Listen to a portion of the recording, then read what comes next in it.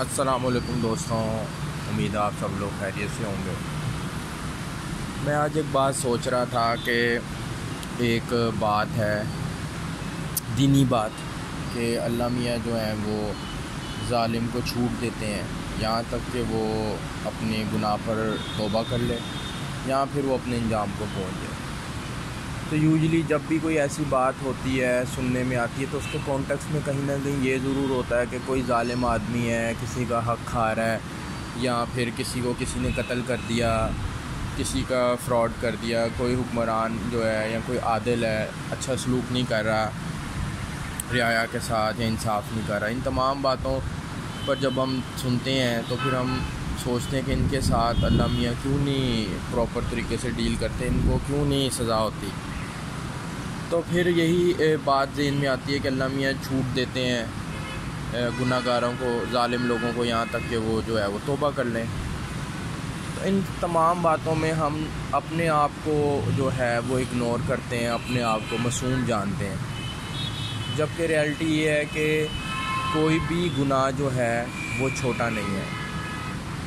हम लोग ख़ुद भी ज़ालिम हैं।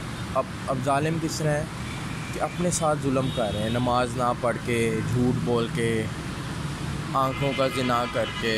क्योंकि एटलीस्ट अगर कोई बंदा फ़िज़िकली किसी अडल्ट एक्टिविटी में नहीं है, ज़िना नहीं कर रहा, लेकिन एटलीस्ट आँखों का ज़िना जो एक ऐसी बात है जो कि चाहते हुए या ना चाहते हुए हो जाता है। फिर दोस्तों यारों में बैठ के गाली गलौज देना, बुरी बातें करना, ज़बान का ज़ना, आँखों का ज़ना, तो ये तमाम जुल्म वो हैं जो हम अपने साथ कर रहे हैं। तो जब कि हम ख़ुद भी ज़ालिम हैं तो क्या अल्लाह मियाँ ने हमें छूट नहीं दी हुई?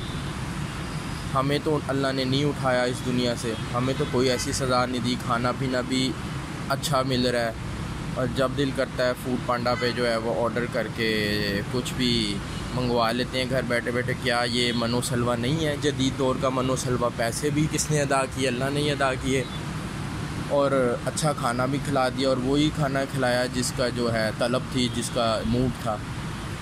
तो अल्लाह मियाँ हमें भी उसी हिसाब से छूट दे रहे हैं और हमारे साथ जो है वो बेहतरीन सलूक कर रहे हैं, ताकि हमें भी थोड़ी अकल आए कि अल्लाह मियाँ ने हमारी तो कोई पकड़ नहीं की, हम खुद ज़ालिम हैं, अपने साथ ज़ालिम हैं। ये वो जुल्म है जो ख़ुद इंसान अपने साथ कर रहा है। तो दोस्तों गुजारिश यही है कि हमें भी अपने गिरेबान में झांक के देखना चाहिए कि जो इनफरादी गुनाह हैं जो हम अपने साथ गुनाह करते हैं, उनसे एटलीस्ट ना हमें अलग हो जाना चाहिए।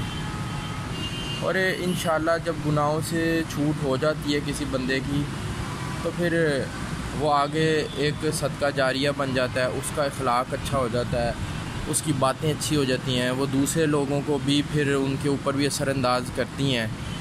तो मेरा मानना ये है कि कोई एक बंदा भी अगर ठीक हो जाए ना इस पूरी दुनिया में, या हमारे इर्द गिर्द कोई एक बंदा भी ठीक हो जाए, तो वो अपने असर की वजह से बहुत से लोगों को जो है ना वो राह रास्त पर ला सकता है।